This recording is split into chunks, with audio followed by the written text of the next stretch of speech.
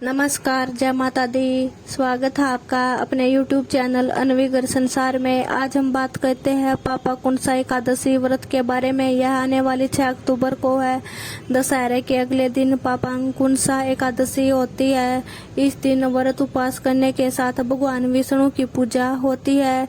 इस बार ये एकादशी 6 अक्टूबर को रहेगी। पुराणों में कहा गया है कि इस एकादशी का व्रत करने से कठिन तपस्या का फल मिलता है और मनोकामना भी पूरी होती है।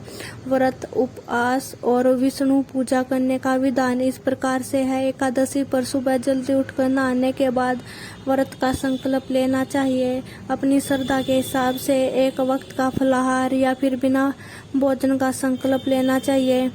फिर संकल्प के बाद कलश स्थापना और उस पर विष्णु जी की मूर्ति रखते हैं। इस व्रत को करने वाले को विष्णु सहस्त्रनामा का पाठ करना चाहिए। अगले दिन ब्राह्मणों को अन्न दान और दक्षिणा देने के बाद व्रत खत्म हो जाता है। दशहरे से शुरू हो जाती है इस व्रत की तैयारियां। ये व्रत दशमी तिथि से ही शुरू हो जाता है, यानी दशहरे से इसके नियमों का पालन करना पड़ता है।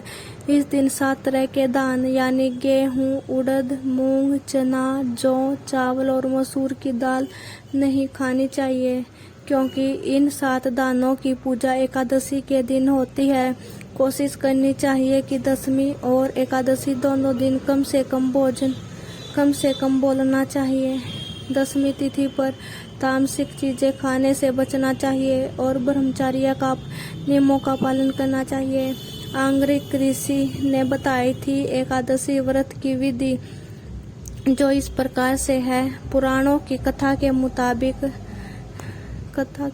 एक समय विंध्याचल पर्वत पर क्रोध नामक एक बहेलिया रहता था। उसका पूरा जीवन पापों में ही बीता।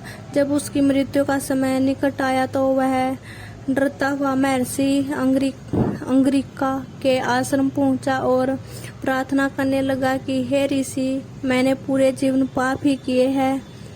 मुझे ऐसा उपाय बताए जिससे मेरे पाप खत्म हो जाए और मोक्ष मिल जाए। उसके निवेदन पर महर्षि अंगिरा ने पापा कुंसा एकादशी का व्रत करने को कहा।